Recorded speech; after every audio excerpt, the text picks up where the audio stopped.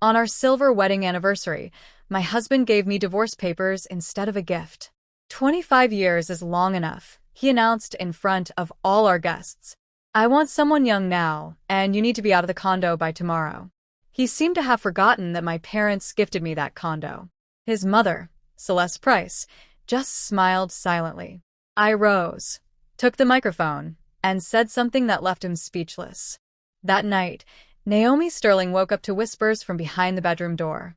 Her husband, Darren Price, was on the phone with his mother again at 3 a.m. His voice sounded strangely excited.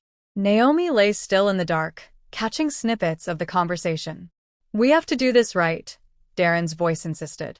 She won't suspect a thing. Of course not, son, his mother replied. Naomi tensed. What were they plotting in secret? And why now? Just a few weeks before their milestone anniversary. The hardwood floor creaked as Darren returned to the room. Naomi quickly shut her eyes, pretending to be asleep.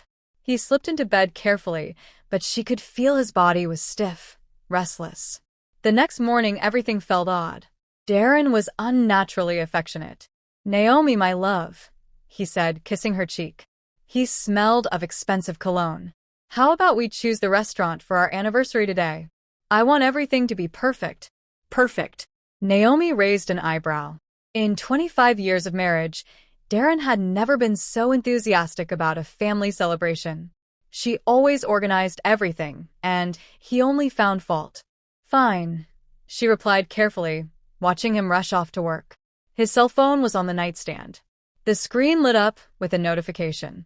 Naomi couldn't help but look. It was a calendar reminder. Call S at 11 a.m., she asked casually, watering the window plants. Who's the S you have in your contacts? Darren spun around abruptly. For a second, Naomi saw panic flash in his eyes, but he quickly calmed himself. Sanchez, a colleague from Seattle, just consulting him on a work issue. A lie. Naomi knew her husband like the back of her hand. When he lied, his left eye always twitched just as it was doing now. I see, she replied with a smile. But deep inside, her chest tightened. Once he left, Naomi stood by the window, gazing at the gray October sky over Georgetown. 25 years, a quarter century, they met in college. She was a brilliant accounting student. He was an UPenn coming manager. They married for love, dreaming of children and a big family. But children never came. Doctors found nothing wrong, but the miracle never happened. Darren took it hard, especially when his mother, Celeste, started making passive-aggressive comments about grandchildren. In time, they accepted being childless and focused on the positives. More time for themselves, for travel, and for career advancement. But something vital had shifted between them. A knock on the door pulled her from her thoughts. Standing there was Celeste Price, her mother-in-law, with her usual frigid smile. Naomi, dear, she said, entering the condo without waiting for an invitation. How are you? Are you preparing for the party? Celeste always treated Naomi with exaggerated courtesy, but maintained a great distance. In 25 years of marriage, she never once called Naomi her daughter. Slowly but surely, Naomi replied, leading her to the living room. Darren wants to celebrate at a restaurant. Very good, Celeste responded brightly. A respectable venue with guests. Doing everything at home just doesn't show how important the date is. She began looking around the living room, as if evaluating it. Naomi knew that look. It always made her feel, without a single word being spoken, that Celeste's suburban mansion was larger and better decorated. By the way, Naomi, dear, Celeste said, settling into an armchair. I've been thinking about the future. Darren is not so young anymore. He's 53, and well, we don't have grandchildren.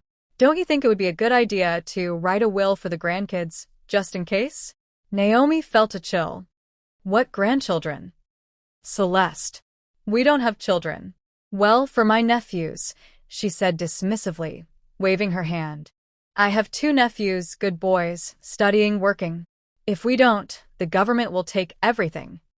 Naomi slowly placed her teacup on the table. And where do you keep the condo papers? Celeste suddenly asked, as if it were a casual afterthought.